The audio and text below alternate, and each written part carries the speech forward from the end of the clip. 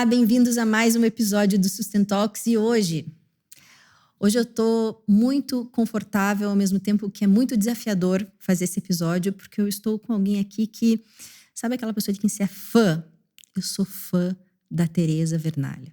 Tereza Vernalha, hoje ela é conselheira de administração, está ajudando na orientação das empresas dentro dessa frente de sustentabilidade, ou no mínimo, está ajudando a enxergar essa nova tendência, não dá nem para dizer mais nova, né? Porque tá aí, a gente estava conversando, mudanças climáticas estão aí, exigência do mercado financeiro está aí, e o seu papel hoje está muito em olhar para isso. Muito obrigada por ter vindo aqui, Tereza. Para mim é um prazer enorme ter essa troca contigo hoje.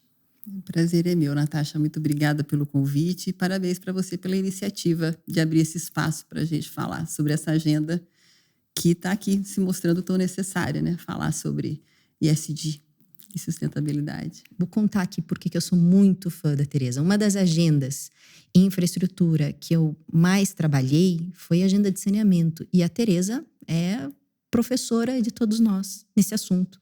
Sob o ponto de vista, de administração, foi por 5 anos CEO da BRK. Tô certa? Na história que eu tô contando aqui. Mas mais do que isso, ela é uma inspiração para nós mulheres em relação à representatividade, aquilo que ela é. Para a gente sonhar em ser alguma coisa, ao sonhar ser alguma coisa, é muito importante enxergar a pessoa que a gente quer ser. E a Tereza é uma dessas pessoas. Quando a gente fecha os olhos, não, o que eu quero ser? Eu quero ser uma mulher poderosíssima. Fecha os olhos e pensa na Tereza. Obrigada de novo por estar aqui. Vamos começar o nosso bate-papo. Tereza, qual é teu olhar para a agenda de sustentabilidade? Você tem uma vida no mundo corporativo já, enfim, muita experiência. Quando que essa agenda ESG passou a olhar para você e você passou a olhar para ela? Bom, Natasha, essa agenda da sustentabilidade, ela entrou assim, de uma forma mais significativa quando eu fui convidada a entrar no saneamento. Lá em 2017, né? Então, quase aí 6 anos. Eu tenho uma longa carreira, sempre na área de infraestrutura, telecomunicações, energia e, mais recentemente, no saneamento, que é uma agenda, um setor que está muito ligado, que tem no seu DNA as questões ambientais, muito forte, questão de saúde, de educação, extremamente afetada por este tipo de serviço. E por quê? E eu vou dar alguns números para explicar por que o saneamento está muito ligado à questão da agenda ambiental, social e de governança, o ASG em português ou ESG em inglês. A falta de acesso à água potável e a coleta e tratamento de esgoto está diretamente relacionado a doenças de veiculação hídrica, a atraso escolar das crianças e a poluição dos rios, dos mananciais e dos nossos oceanos. Em 2018, nós fizemos uma pesquisa, foi a primeira pesquisa que teve esse viés, que foi tentar entender qual era o impacto do saneamento, e essa era uma outra vertente, que é a questão de gênero, que foi o impacto do saneamento na vida da mulher brasileira. Então, com base em dados do SUS, do PNAD e também do Enem, entender como que a falta desse serviço impactava na vida da mulher brasileira. E a partir desse estudo, se identificou aquilo que a gente, por dados e fatos, o que a falta desse serviço impactava na vida da mulher. Então, aquilo que a gente já meio que sabe, a mulher é aquela que cuida de quem adoece em casa. Então, a partir desses dados, a gente descobriu que a nota da mulher no Enem, das mulheres que não têm, por exemplo, banheiro, e são mais de 3 milhões de mulheres que não têm acesso ao banheiro no Brasil, tem nota no Enem 25% menor daquelas que têm acesso ao banheiro. Então, quando a gente olha já as questões de gênero, a mulher tendo renda menor do que a do homem, a mulher que não tem acesso ao saneamento tem ainda menos chance do que aquelas mulheres que têm acesso a banheiro. Isso faz com que ela viva num ciclo vicioso, por exemplo, da violência doméstica, porque ela não tem acesso à renda. É ela quem leva a família para um posto de saúde, portanto, é ela que é aquela diarista que perde aquela renda. Então, é um ciclo muito, muito dramático para a mulher. O número de diarreia nas meninas é 6 vezes maior por falta de saneamento. Então, você vê que a poluição dos rios, a questão do absenteísmo escolar e a questão de gênero é totalmente afetada por conta da falta desse serviço básico. E isso era algo, para mim, totalmente desconhecido. Então, como eu disse, em 2017 eu fui convidada a me juntar ao setor, né? Foi quando eu assumi a posição para presidir uma empresa de saneamento, e eu era uma completa ignorante no tema. Assim, e para mim aquilo foi uma surpresa, porque em pleno século XXI eu não sabia que o Brasil vivenciava esse tipo de atraso. E vi ali uma oportunidade muito grande. Né? Como eu venho de outros setores, vi que o saneamento é o setor de telecom lá há 30 anos atrás, e vi um potencial muito grande de avançar no país. E pude observar o impacto do investimento de uma forma rápida na reversão dessa situação. Então, eu acho que a gente vai poder conversar hoje ao longo da nossa conversa, mas tem números muito interessantes que mostram como o investimento em saneamento muda a realidade da saúde, do meio ambiente e também da educação. A área de saneamento no Brasil, a gente tem um gap enorme em relação a isso. Na agenda da ONU de Desenvolvimento Sustentável, são 17 os Objetivos de Desenvolvimento Sustentável. Eu já falei isso diversas vezes aqui, mas é sempre bom colocar. São 17 objetivos. Alguns deles são relacionados à questão de meio ambiente. Um específico desses 17 é relacionado a mudanças climáticas, mas vários dizem respeito à questão social. Para dizer que desenvolvimento sustentável também tem a ver com a questão social. Só que o movimento de urgência, a vitrine da maior parte das ações que envolvem a agenda ESG é em relação à descarbonização, é em relação a mudanças climáticas. E é uma agenda geracional no sentido de que as consequências, acho que a gente vai falar disso também, já estão sendo vistas das mudanças climáticas, mas essa é uma agenda também muito geracional, em que se diz, eu quero preservar o planeta para que os meus filhos possam usufruir dos mesmos recursos que eu usufruo hoje. Não existe uma colisão, na sua visão, em agir para preservar o planeta futuro e, ao mesmo tempo, olhar uma urgência social de agora, que é tão conectada com a questão do saneamento? Então, como é que a gente... No sentido de que o cobertor não é muito curto, até acho que essa é uma expressão que fala muito. Eu preciso agir agora, ao mesmo tempo eu preciso olhar um problema lá na frente. Como é que você administra a urgência do social com a questão geracional de mudança climática e recursos naturais? Essa é uma boa pergunta e eu diria o seguinte, se a gente não cuidar do agora, a gente não vai ter um futuro. Eu acho que esse é um dilema, por exemplo, das organizações, quando está se debatendo sobre a agenda de sustentabilidade, da agenda do ESG. Muitas das ações que precisam ser tomadas são ações que são de médio e de longo prazo. E as empresas têm uma agenda trimestral. A cada trimestre, você tem um resultado para ser entregue. Então, como compatibilizar... Para apresentar para você. Como conselho de administração, a direção, ou C-level tem que mostrar... Você me deu essa direção e eu trabalhei e estou te apresentando esse resultado. É disso que a gente está falando.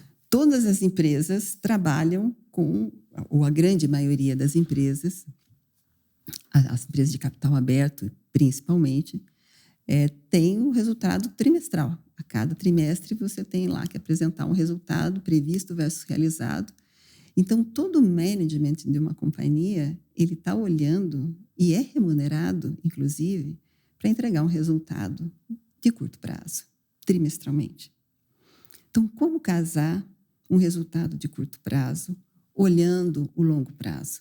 Perfeito, raciocínio perfeito. Então, é um desafio importante dentro das organizações, é um papel dos conselhos de administração, é um papel dos executivos, é um papel dos acionistas, de como achar esse equilíbrio. Eu não estou dizendo que ele é impossível, ele é possível, tanto é que as empresas hoje falam e debatem sobre esse tema.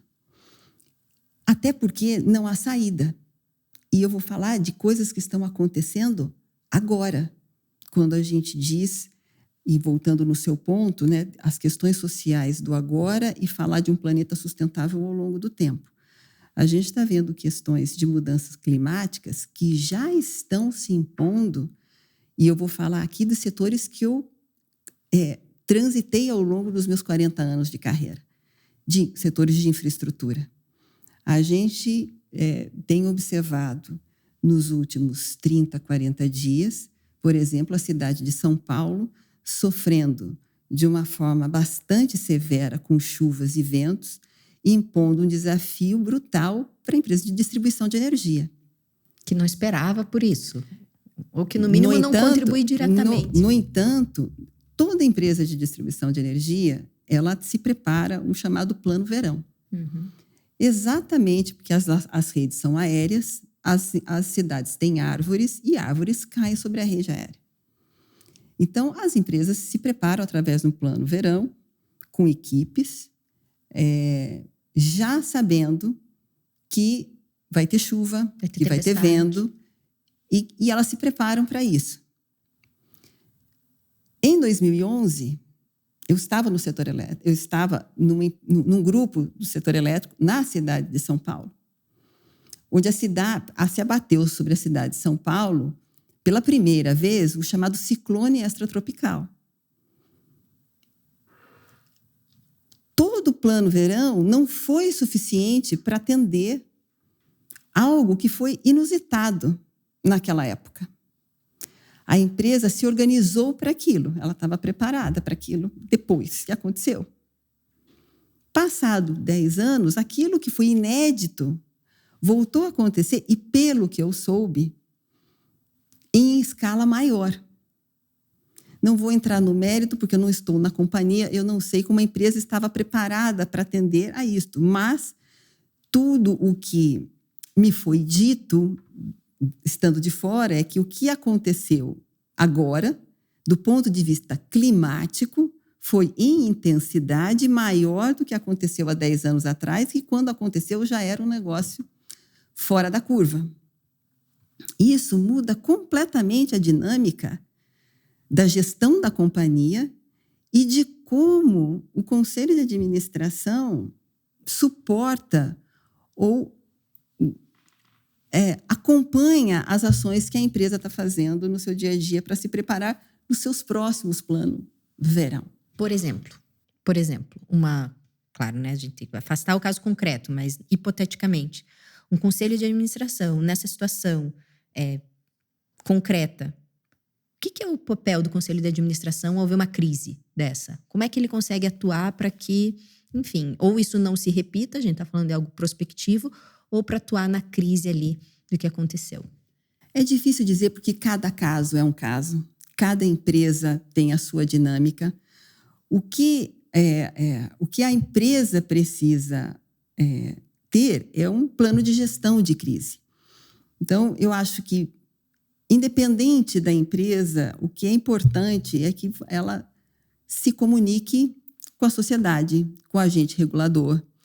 Aí, quem trabalha com infraestrutura, seja ela de energia, de saneamento, de rodovia, aeroportos, telecom, só tem uma coisa que é certa: um dia vai ter uma crise. O que diferencia de uma empresa da outra é como ela reage perante a crise, como ela se comunica com a agência reguladora, como ela se comunica com a sociedade.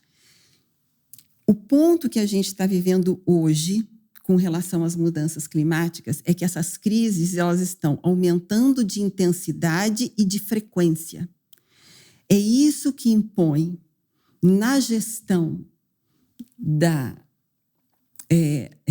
do management e também dos conselhos de administração uma realidade nova.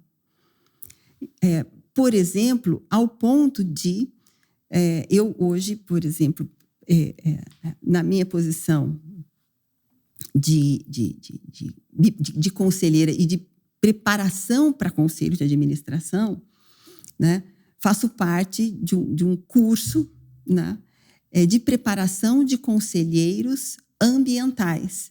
Qual é o objetivo disso? É de dar uma profundidade maior para os profissionais que estão no momento de carreira, onde eles querem se dedicar ao conselho, mas que entendam mais sobre as questões, das questões ambientais, entender o que são as mudanças climáticas, o que está acontecendo, o que pode ser feito, entender o que são, saber quais são as tendências e poder, por exemplo, ajudar mais ou saber como pode ser ajudada a empresa de alguma forma. Porque muito do que está acontecendo hoje, do ponto de vista de mudança climática, é, de certa forma, novo. Como reagir a isso? Né? As empresas de seguro estão vendo as suas apólices de uma forma diferenciada. E até falar sobre essa questão de seguro. Quando eu comecei a acompanhar esse assunto, e inclusive no mercado de carbono, né, a legislação que está sendo aprovada, e quem tem participado dessas conversas, quem participa das consultas públicas, eu sempre vejo o pessoal de seguros. E comecei a falar, puxa, o pessoal de seguros, um setor altamente preocupado com a questão de mercado de carbono e mudanças climáticas. Sim, porque, veja, olhando o que está acontecendo com mudanças climáticas, e por que a mudança climática e não só aquecimento global? Porque o que a gente está vendo não é só um aquecimento, são onde não chovia, vai chover menos ainda, onde já chovia, vai chover de uma forma mais intensa, onde já era frio, pode ficar mais frio, onde já era quente, vai ficar muito quente. Vide Rio de Janeiro, nesse final de semana, um show onde as pessoas batalharam muito para conseguir, 1 hora antes foi postergado por conta do calor. Né? Sensação térmica de 59 graus. É inadmissível. Então, são os extremos. Então, a gente começa a ver maior intensidade e maior frequência das mudanças climáticas, uma pressão sobre as infraestruturas, e isso é um custo para seguro. Então, certamente, por exemplo, no agro, eu via na semana passada uma notícia que saiu na Forbes dizendo que a gestão hídrica, por exemplo, em 2024, será o grande tema da indústria alimentar. Né? A indústria alimentar, que é uma indústria do mundo, a indústria alimentar, né? o agrobusiness, né? Que é uma indústria de 6 trilhões de dólares, né? Algo em torno de 30 trilhões de reais, que é um dos grandes consumidores de água do mundo, é também um dos grandes afetados pelas questões de mudança climática, além de ser um dos grandes que afetam a mudança climática de certa forma. Então, veja, coincidentemente, nesse curso, que é um curso da qual eu sou cofundadora de conselheiros ambientais, é um curso da GoNew, que inclusive é de um curitibano, que é do Anderson Gotts. Que legal. Né? Eu quero que você conte mais sobre isso. Isso é um tema, tem muita gente interessada em conhecer mais sobre bons cursos de conselho de administração. Que a ideia é exatamente você se aprofundar no tema, né? E durante esse curso, né, uma especialista do agronegócio dizendo que, em função das questões climáticas, né, o agronegócio acionou muito das questões de seguro, né? Ou seja, você tem apólices de seguro sendo acionadas pelos clientes, isso aumenta os custos, o que mostra que essa questão de mudança climática não é um negócio quando acontecer, ela já está acontecendo, a gente está vendo isso ao vivo e a cores, né? Para citar 2 casos, Rio de Janeiro, nesse final de semana, no show da Taylor Swift, a gente contar o caso que aconteceu em São Paulo, na questão dos ventos, que causou transtorno na rede de distribuição, da distribuição elétrica. O que está acontecendo na Amazônia, eu tive a oportunidade, em 2022, de ficar embarcada no rio Tapajós, durante um final de semana. Tive a oportunidade de ver, né, um rio que parece um mar, uma coisa maravilhosa. O rio está seco. E qual é o impacto disso para uma empresa que faz o transporte pluvial e depende do rio para fazer o transporte de minério, por exemplo? Tua cadeia logística está baseada. O que acontece com uma empresa que usa o rio Tapajós, o rio Amazonas, como meio de transporte para fazer o escoamento de minério naquela região? Um rio que tem 30 quilômetros de largura de margem a margem é um filete de água. Então, Teresa, quando eu tive em vários roadshows de projetos de infraestrutura, e foi quando a virada de chave começou a acontecer para mim, para olhar para a agenda de sustentabilidade, muitos dos projetos que a gente levava eram projetos que tinham impacto ambiental e social positivo óbvio, como, por exemplo, o saneamento, que era o que você estava dizendo. Claro que, ao tirar o esgoto do rio e passar a entregar água tratada e tratar esgoto, tem um impacto excelente. Mas parecia não, com certeza absoluta, que para o investidor com quem a gente conversava, não era exatamente suficiente. Precisava que esses projetos, isso a gente está falando lá no momento de modelagem desses projetos e tal, que esses projetos viessem com algum tipo de viabilidade pré-estudada em relação ao impacto positivo que gerava. E a verdade é que a gente não tinha isso no governo, na estruturação desses projetos. Então, para bidar um projeto desse, para, enfim, levar a leilão um projeto desse, o investidor olhava muito para entender se o projeto vinha com algum tipo de estudo de métricas do impacto que ele ia gerar, para poder saber se ele ia querer investir naquele projeto ou não. Isso é uma das coisas que me fez ver como, muitas vezes, o fato do projeto ser verde, em essência, não é necessariamente suficiente, porque você precisa ter o estudo, você precisa ter o profissional, você precisa ter alguém olhando para número, precisa estar desenhando meta, precisa estar enxergando como que concretamente você vê que esse projeto de infraestrutura, enfim, isso em diversas áreas, ele realmente está impactando, trazendo qual é a diferença que ele está trazendo. Como é que você enxerga isso? É verdadeira essa impressão que eu tive ao longo do tempo que trabalhei com isso? Natasha, não basta o projeto ser verde. Ele tem que ter segurança regulatória. Todo projeto de saneamento, ele tem um impacto ambiental brutal. Inquestionavelmente, ele tem um impacto ambiental brutal. E num curto espaço de tempo, você vê a recuperação em 5 anos, uma empresa séria fazendo os investimentos, você já vê uma qualidade de um rio mudando. Tá vendo Bahia aí, né, de Guanabara sendo... Você vê e veja, não foi necessário grandes investimentos para você começar a ver, e eu me lembro da reportagem logo depois do leilão da SEDAI, o aparecimento do cavalo marinho numa das praias, não me lembro qual. O cavalo marinho é emblemático porque ele só aparece onde a água é limpa. O que foi desentupir uma tubulação que estava cheia de lixo. Foi fazer um pouco do... Foi fazer o básico, né? Então, o impacto ele vem muito rápido. No entanto, o investidor, mas o capital é intensivo. O que isso quer dizer? Isso quer dizer que o contrato precisa ser respeitado. As regras do contrato precisam ser claras. Você precisa ter segurança jurídica.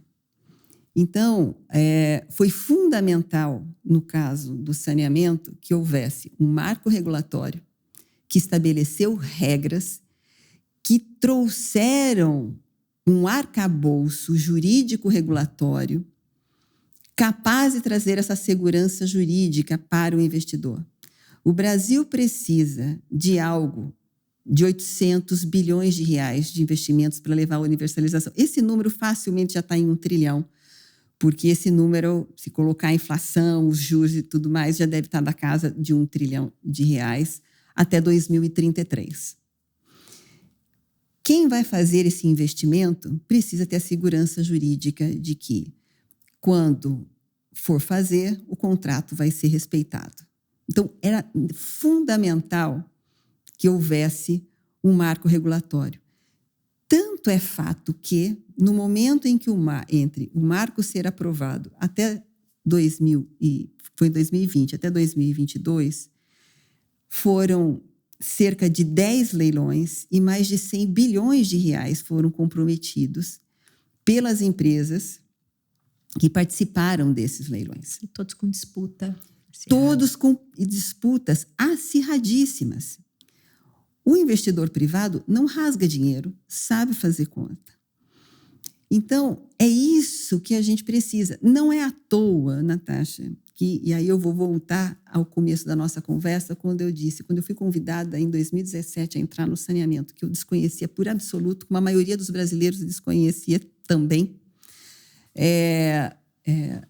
Lá nos anos 90, a gente fazia fila para ter um telefone fixo.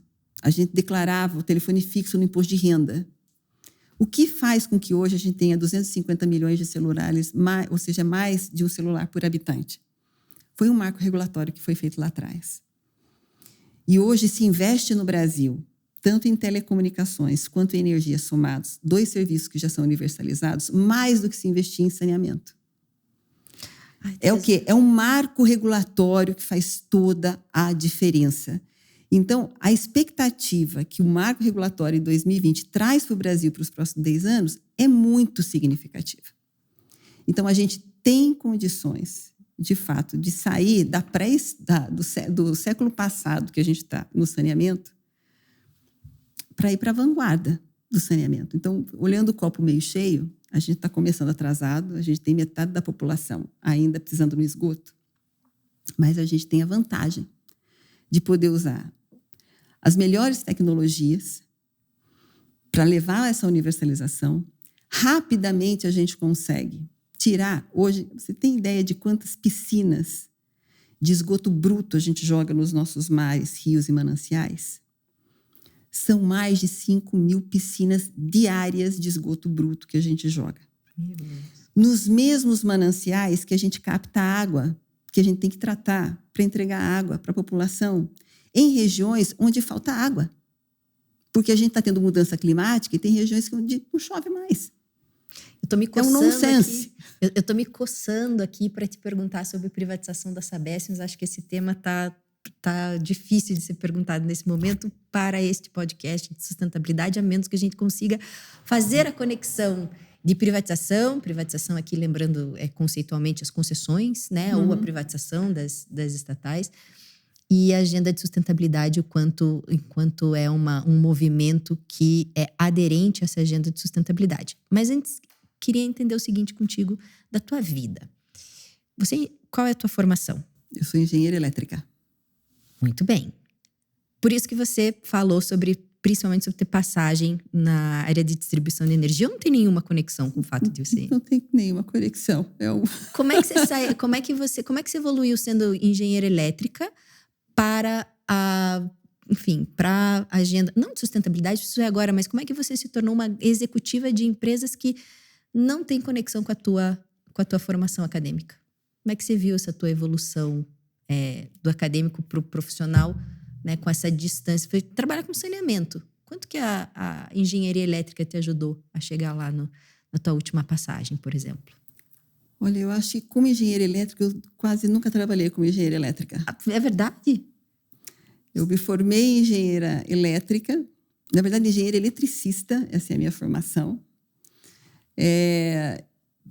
Já entrei trabalhando em telecomunicações, em programação de central telefônica. Isso é algo bem antigo. Nossa, a gente tinha aqui no Paraná, Telepar, fazia muito disso. Exatamente, Telepar, Telesp, Telerge, Telebahia. Então, enfim, eu nunca trabalhei como engenheira elétrica ou eletricista. E olha, eu aqui na minha ignorância achando que tinha alguma conexão. Nunca teve. E muito rápido eu já fui para gestão. Onde que foi isso? Onde é que você estava que você foi para gestão? Foi movimento da empresa? Foi movimento teu? O que aconteceu? Sempre foi movimento da empresa. Sempre foi movimento da empresa. Então, eu sempre tive as oportunidades, me chegaram e eu as aproveitei. Sempre as aproveitei. Então, eu tive a sorte e a oportunidade. Né? Então, a oportunidade chegava para você não corria dela. Você abraçava. Nunca corri de nenhuma oportunidade. Nunca corri de nenhuma oportunidade. Então, eu tive... eu nunca tive nenhuma chefe mulher, isso é uma pena. Você acha que teria sido alguma coisa diferente na tua história? Ou pelo menos não sei, não posso dizer. Não posso dizer. Mas eu, olhando em retrospectiva, isso não é natural. Né? Porque existem mulheres muito competentes, isso só mostra que isso... E por isso, hoje, eu faço voz, né, e trabalho muito para a questão de desenvolvimento da liderança feminina. É uma voz no InfoWomen. Porque isso... Eu sempre fui a única mulher da sala. Eu sempre usei isso a meu favor, na minha carreira. Mas eu só comecei a achar que isso não era natural em 2015. Então, e a partir de então, eu vi que eu deveria usar a minha posição como executiva para ajudar outras mulheres que talvez não se sentissem tão à vontade na posição ou que não poderiam ter aquela posição a desenvolver-se nas suas carreiras. Então, eu tive a sorte ao longo da minha carreira, eu acho que de ter chefes que sempre me deram as oportunidades e eu nunca corri de nenhuma oportunidade que me foi dada. Não que eu estivesse preparada para elas, mas eu sempre sempre encarei todas elas e, enfim, acho que sempre deu certo. E dentro dessa tua atuação como conselheira, você vê a mesma perspectiva? Tem poucas conselheiras? Eu faço parte de vários grupos de executivas. Uma delas é o InfraWomen Brasil, que é um grupo de mulheres na infraestrutura. Esse é um grupo que se criou em 2018, se eu não me engano, que surgiu de uma pergunta que algumas profissionais se fizeram: onde é que estavam as mulheres da infraestrutura brasileira? Hoje são 1.500 mulheres, eu faço parte do conselho executivo do InfraWomen. São mulheres do setor público, do setor privado, de todos os setores da infraestrutura. Né? Mulheres brilhantes e, como a gente imaginava, somos muitas. Então, esse é o papel, né, de criar um espaço e dar visibilidade para essas mulheres. Né? Eu faço parte do WCD, que é também um grupo que é internacional e tem um grupo no Brasil, cujo objetivo é promover mulheres em conselho. Os conselhos de administração são muito masculinos e os conselhos se formam muito por indicação. E na medida que eles são muito masculinos, as indicações são muito de homens para outros homens. Então, formar mulheres em conselhos, criar o networking feminino de profissionais, de executivas que são capazes, criar esse networking para as mulheres passarem a se indicar também e ter voz e visibilidade também faz parte desse processo de estar em conselho, né? A questão da liderança, eu faço parte da WIL, que é o Women in Leadership in Latin America, que também tem o objetivo de promover as mulheres em liderança. Então, esse é um processo de construção, de dar voz, de dar visibilidade e do networking, né? Eu faço parte também de Mulheres em Conselho. Enfim, eu faço parte de vários grupos que têm por objetivo... E as mulheres se ajudam, né? Você está falando aí do InfraWomen, eu faço parte também. Eu fui recentemente, este ano, Márcia Ferrarese, obrigada, Márcia, me nosso ajudou presidente. esse ano com uma ação, sabe? Então a gente realmente se enxergar o potencial, tá falando de representatividade, né? E como você é importante nisso, né? Se olhar com toda a tua história dentro do mundo corporativo e o teu olhar ao indicar para outras mulheres qual que é às vezes o bom caminho, aquele conselho, enfim, uma indicação, isso é muito importante, né? E isso tá dentro da agenda de sustentabilidade. Estava lendo ontem, essa semana, estava lendo os guidelines, o guia, né, da ONU, na Comissão Econômica da ONU na Europa, para PPP sustentáveis. E um dos outcomes, dos resultados que eles buscam o nome vem em inglês, Gender Inequality, superar desigualdade de gênero, né? E empoderamento feminino, que infelizmente, eu vou falar nesses termos mesmo, infelizmente é uma palavra que muitas vezes ela não é assimilada do modo como ela deve ser assimilada. O empoderamento acaba tendo uma acepção às vezes ideológica, feminismo e tal, e não é isso. O empoderamento é nada mais, nada menos do que a mulher ter a capacidade de escolher, a autonomia para escolher aquilo que ela deseja ser. Não significa a mulher necessariamente ser uma grande executiva, mas ela ter a escolha de ser isso ou a escolha dela poder ser, enfim, uma dona de casa, uma excelente mãe, mas é a autonomia, a liberdade que ela pode ter, que tem muita associação também com a questão financeira, por exemplo, de você poder fazer as suas escolhas. Exatamente. Ser o que ela quiser ser. Né? Ser o que ela quiser ser. Se ela quiser ser mãe, que ela seja mãe. Se ela não quiser ser mãe, que ela não queira ser mãe. Né? Se ela quiser ser mãe e quiser ser executiva, que dá para fazer. Né? E tem que se apoiar. E o julgamento, né? A ausência de julgamento. E isso está vinculado com a agenda de sustentabilidade. Você acha que essa agenda, você acha que o ESG, o olhar feminino no ESG, faz diferença? Você, por exemplo, em posição de liderança? Eu acho que faz. E vou dar um exemplo disso. Fazer uma pesquisa sobre o impacto do saneamento na vida da mulher, você precisava de uma mulher para ter essa visão. E, a partir dele, criar programas que ajudassem as mulheres nas comunidades onde a empresa operava. Está no subconsciente, quer dizer, é um olhar da mulher sobre um tema que afeta a mulher. Então, para dar um exemplo, então eu acho que sim, a mulher dá uma visão. Agora, eu não estou dizendo que é só da mulher, porque, verdade seja dita, existem muitos homens executivos que são muito conscientes e engajados nesta agenda, que têm uma visão clara sobre a importância da equidade de gênero, trabalham fortemente nisso. E a gente não faz a equidade sem os homens. Perfeito. Até porque eles estão muito mais no comando. Então, essa é uma agenda que tem que ser deles também. Né? Então, essa é uma agenda junto com os homens. Né? E não é ou eles ou nós. Então, eu acho que é muito importante que a gente traga homens para esta conversa. né? Eu acho que é fundamental. Posso voltar lá para o nosso tema de privatização?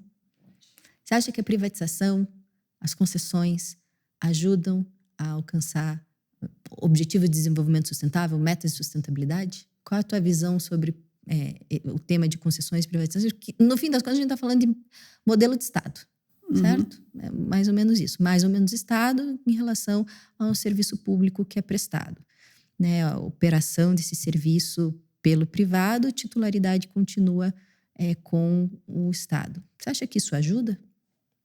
Considerando essa questão de investimento. Quem precisa ter o serviço não quer saber se o serviço é público ou se o serviço é privado. Ele precisa ter o serviço, e um bom serviço. E do jeito que ele consiga pagar. E de um jeito que ele consiga pagar. Então, o que se precisa achar é um modelo que funcione. Se o Estado não tem condição de fazer o investimento necessário para entregar para a população um serviço que é básico, ele precisa buscar no privado as condições para que isso aconteça. O privado só vai conseguir fazer esse serviço se ele tiver segurança jurídica e regulatória para fazê-lo.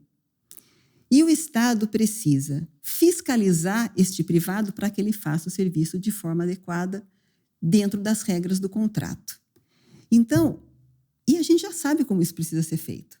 Já existem regras, a gente já sabe como as agências reguladoras precisam funcionar, como a fiscalização precisa ser feita, e os modelos contratuais, existem N, né? Se vai ser modelo discricionário, modelo contratual, enfim, forma de fazer existe, né?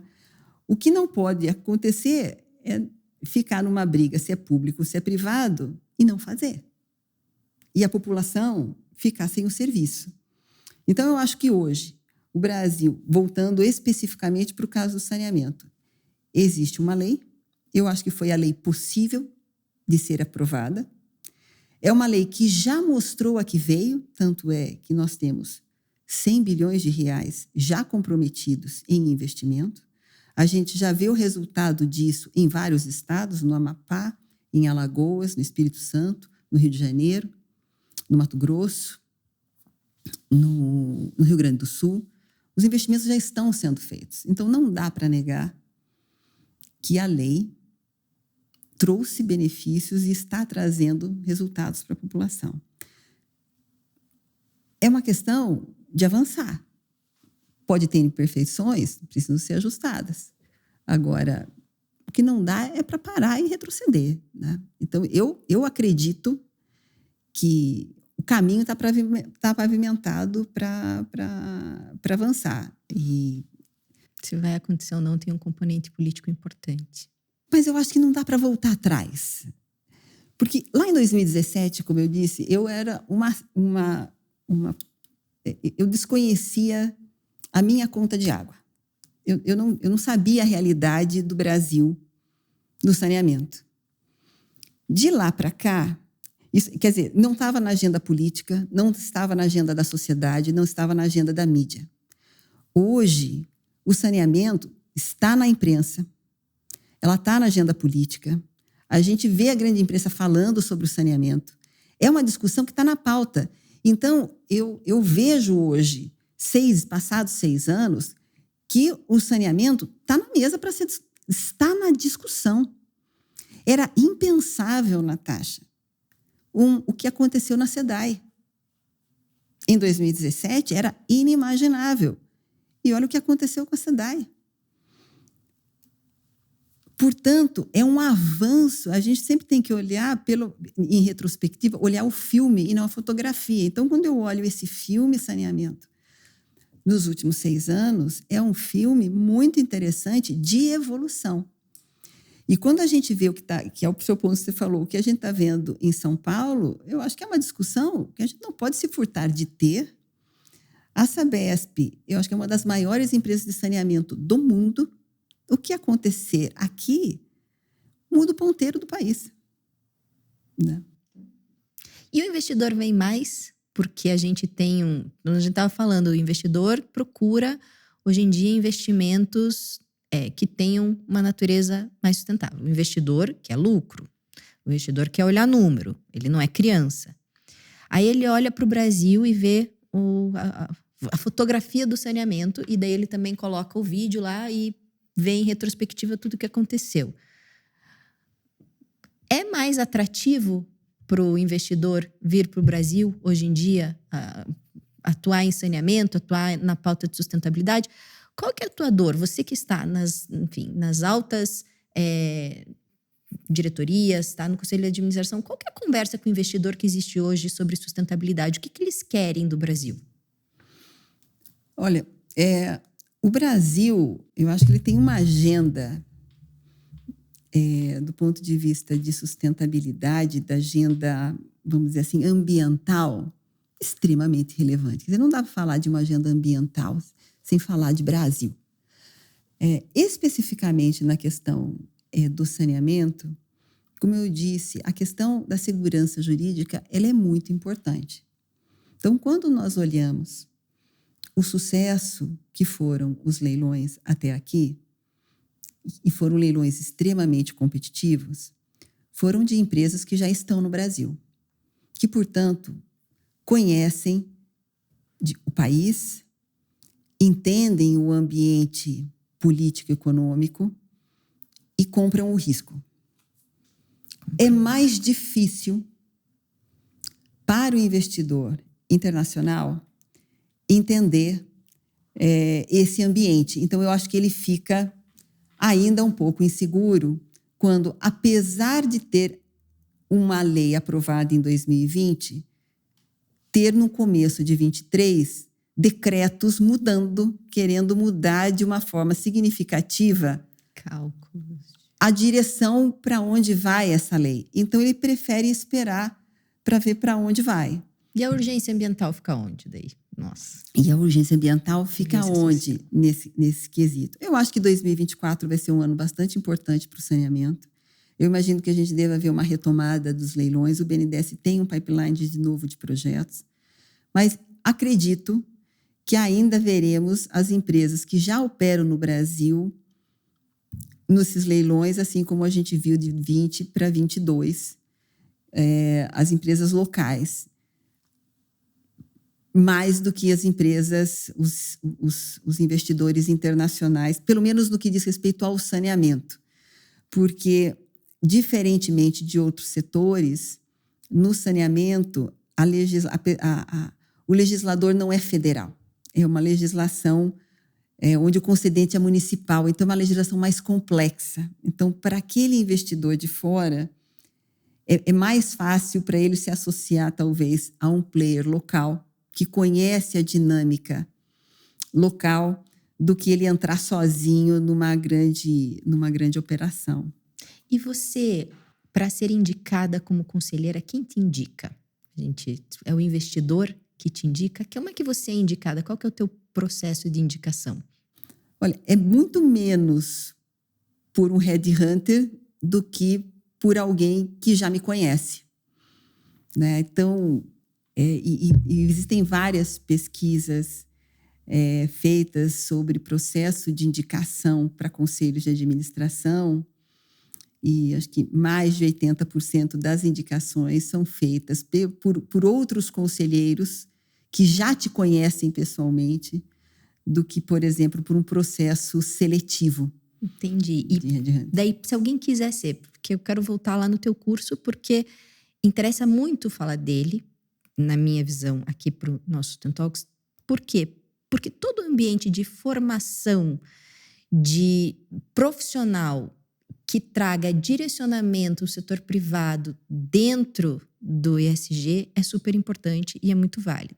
Existem vários cursos hoje na praça.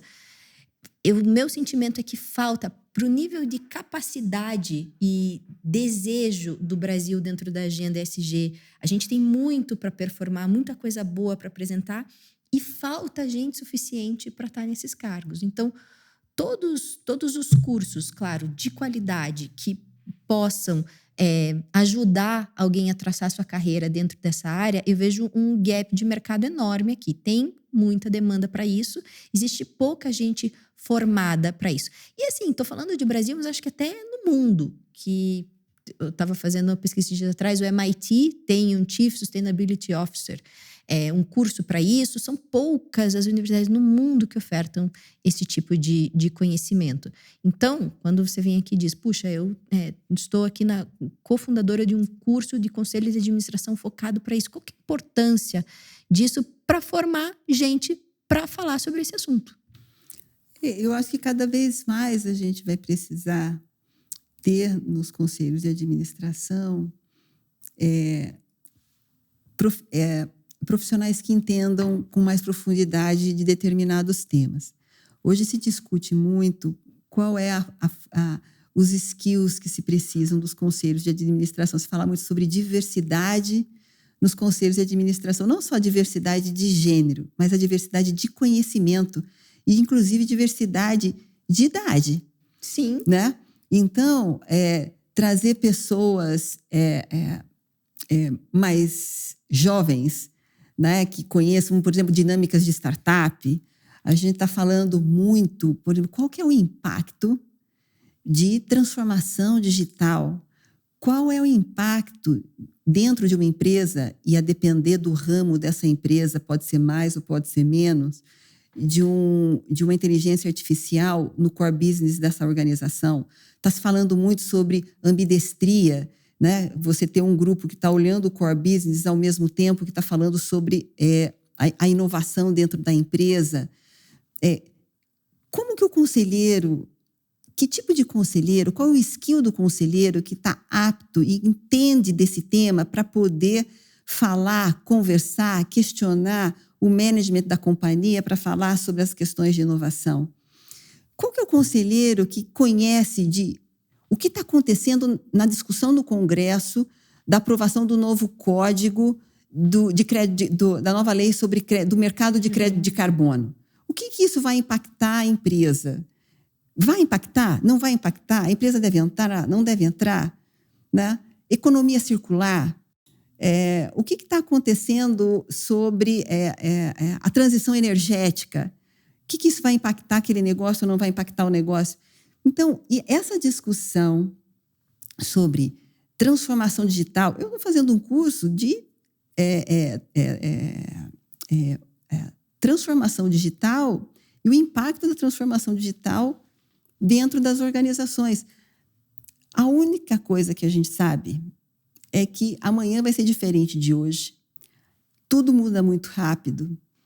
E os meus 40 anos de carreira são absolutamente necessários e fundamentais no meu papel como executiva e como conselheira para ajudar. Mas eles não são suficientes para, daqui uma semana, eu poder ser uma boa conselheira para ajudar uma organização. Uhum. Então, o aprender continuamente e entender o que está acontecendo no mundo também tem que partir do pressuposto que eu tenho que estar com pessoas que estão trabalhando em startup. O que está acontecendo? Quais são os desafios que as empresas estão tendo hoje, por exemplo, para implementar os seus programas de governança? Eu não posso estar somente no ambiente das grandes organizações, até porque a economia no Brasil é feita das pequenas e médias empresas. E a realidade dessas empresas é outra. Empresas que, por exemplo, estão começando a fazer, que exportam. A demanda das empresas que estão exportando e que tem demanda de quem está comprando no mercado internacional sobre a agenda ESG, muitas vezes essas empresas não sabem o que tem que fazer e acham que só fazer um relatório de sustentabilidade cumpriu, ticou. Que é o que se vende. Esses dias atrás eu vi, apareceu para mim, faça o autodiagnóstico da sua empresa para saber se ela é sustentável. Autodiagnóstico. Se pegar relatórios de sustentabilidade, colocar lá, jogar lá no ChatGPT para fazer a comparação, deve ser tudo copy-paste. Né? Então, relatório de sustentabilidade vamos dizer assim, é um passo básico, mas que não quer dizer muita coisa daquilo que a companhia de fato faz. Então, para quem vai ser conselheiro, o que é ser conselheiro de administração? E E ser conselheiro não é profissão. É o quê? Ser conselheiro de administração, você não está lá para ter um salário adicional. Ser conselheiro de administração é que você quer lá, de fato, ajudar a empresa. Primeiro, para você como profissional, você vai aprender também sobre outros setores. Essa é a beleza de ser conselheiro de administração. Porque você pode estar hoje numa empresa de agro, amanhã você está num conselheiro de uma empresa de rodovia, num aeroporto, numa empresa de varejo, numa empresa de farmácia, e você está levando o seu conhecimento para diversos setores da economia, e você está aprendendo, e você tem que entrar na empresa e estar lá e entender da companhia. Ao mesmo tempo que aquilo não pode, você como profissional, achar que aquilo lá é uma fonte, tem que ser uma fonte de renda, é uma profissão para você. Você tem que estar lá para ajudar a empresa com o seu background, poder de fato ajudar a companhia naquilo que é o seu expertise, naquilo que ela precisa no seu planejamento estratégico, ou seja, no momento que a empresa estiver. Eu estava vendo um direcionamento de empresa dentro dessa agenda de sustentabilidade da Philip Morris. E eles estão deixando de fabricar o core business deles, que é cigarro, enfim, tabaco. E fazendo uma transição da empresa por razões de sustentabilidade, ESG. Por quê? Porque tem o investidor hoje, uma das indústrias onde aqueles que estão alinhados com o ESG, que eles não podem, né, ou que fazem o negative screening de investimento, é a indústria do tabaco. Outros são combustíveis fósseis, enfim, mas tabaco em geral está lá. E como eles estão sentindo essa pressão, e para que a empresa continue existindo, precisando fazer essa transição, eles têm metas de deixar de produzir cigarros, enfim, cujo insumo é o tabaco, para fazer a transição da empresa para outros tipos de produtos. Mesma coisa acontecendo, agora uma discussão, né, mais difícil política, mas com o Petrobras, que estava até pouco tempo atrás tentando diversificar os seus investimentos, enfim, estava se falando até em eólica e tal, falando de hidrogênio verde.